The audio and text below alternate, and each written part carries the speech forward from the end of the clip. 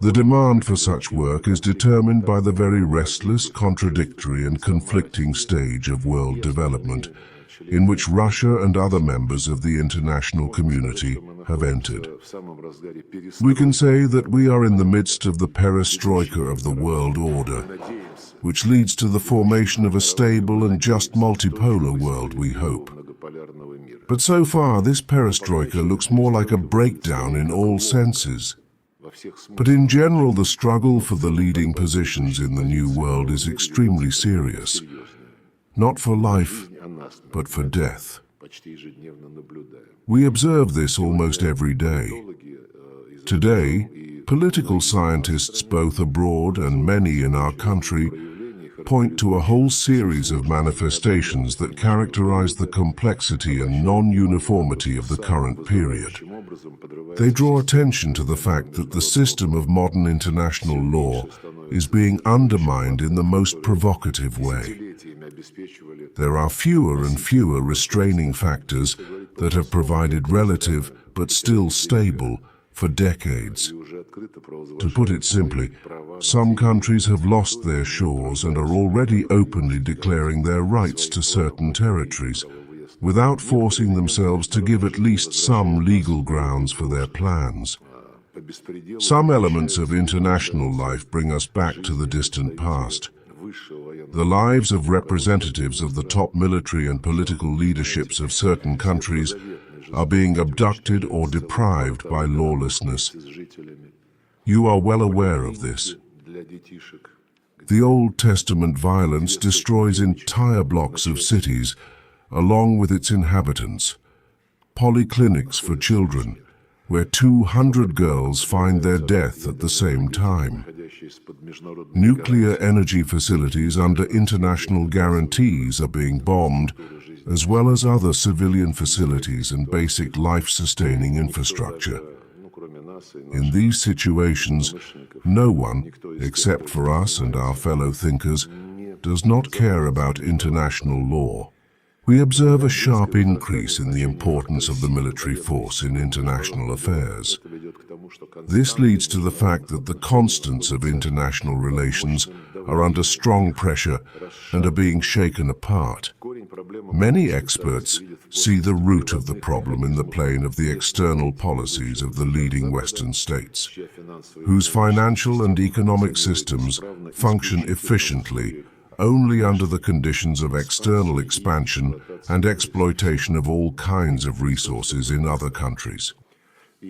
Indeed, it is a situation in which the West, with its unyielding hegemonic ambitions, has entered a clinch with the aspirations of the world majority to overcome the existing challenges on the basis of equality, justice, or in other words, on the basis of the principles of the Constitution agreed upon as a result of the Second World War: sovereign state equality, non-interference in internal affairs, and the right of the nation to self-determination, which must be recognized by all legitimate governments. Russia, as you know, stands for the unwavering cessation of aggression by the United States of Israel against the Islamic Republic of Iran. We consider it unacceptable to use military force against civilians, civil infrastructure, wherever it may be, in Iran or in the countries of the Cooperation Council of the Arab States of the Persian Gulf, which are also experiencing a very serious negative impact from this situation.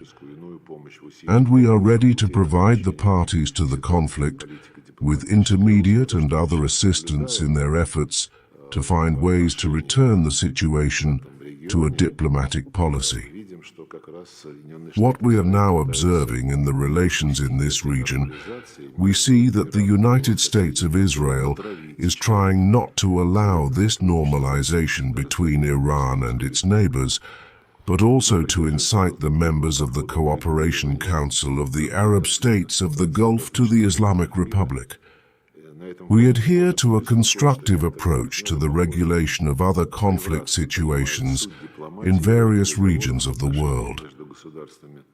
Against this background, it cannot but worry that some partners seem to misunderstand the essence of diplomacy and the role of negotiations in relations between states, when diplomatic and negotiating contacts are used to cover up the preparations for a military invasion, or even to create a reason for an invasion.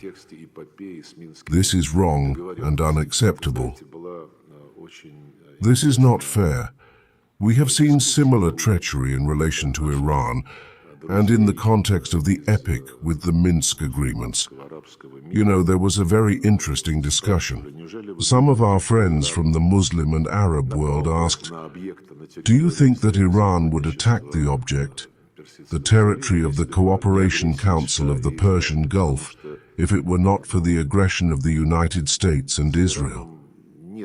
Because Iran does not have any wars that it would have unleashed against it, including at the beginning of this century and in the last century.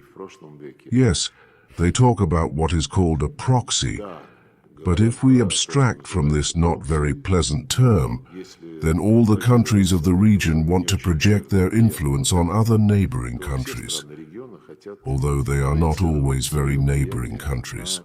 This is a natural state of states, and the Gulf of Arabia is no exception. It is clear that relations with the West, and the President talked about this, are experiencing a severe crisis. And the main thing here, of course, is to firmly defend our national interests. Yes, leaving the door open for dialogue and possible agreements. But first, on a strictly equal and mutually beneficial basis. And secondly, the door is open and it is for those who want to come, leaving aside their whims, and those who want to say something clear about what is offered to us. And we will already decide how to react to all the ideas that may still sound from the mouths of the Western elites. But we will not run after anyone, that's for sure. Как реагировать на те идеи, которые еще могут, наверное, прозвучать из уст западных элит. Но уж бегать ни за кем не будем, это точно.